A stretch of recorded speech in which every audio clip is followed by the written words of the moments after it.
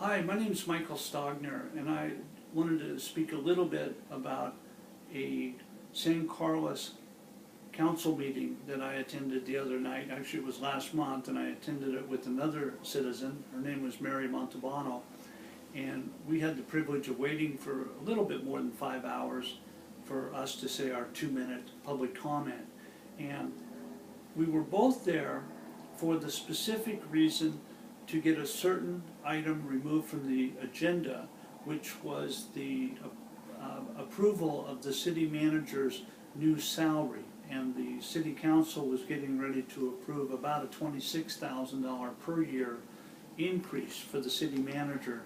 And I noticed that was coming up on the agenda, and I mentioned it to Mary, and she's a very interested citizen, and she knew nothing about it, and she took the time to go to this meeting, so I joined her. And again, we were asking the city council specifically just to delay the item for 2 weeks to allow the citizens of San Carlos a little more time to know about it and have some type of discussion about it. So around 12:10 in the morning, Mary made her 2-minute speech, I made my 2-minute speech. Council member Matt Grocott was kind enough to make a motion to do that, or do exactly what we were asking, which was just delay the vote. Unfortunately, he could not get any of the other 4 council members to second his motion. His motion died. And then Council member Mark Olbert started speaking, and he had this particular statement which caught my attention. And he said, "I wasn't there at the time, but I talked to various people who were." Now, what he's talking about is a council just 2 years ago. So there's 5 people on the council, and currently 2 of those 5 who were on the council are still on the council. That would be Matt Grocott and Bob Griselli.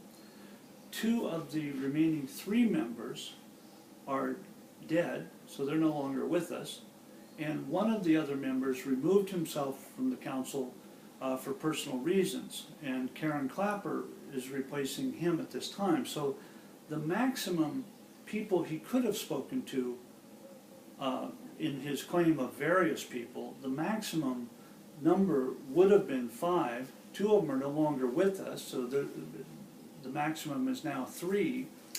And then the other interesting part of this scenario is that what he's talking about is a closed door session, a closed door negotiation session of a public employee's hiring.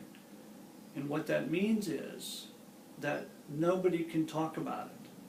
The subject matter is not for discussion. So his statement about he spoke to various people, I question it, and I've asked the council to explain it, please.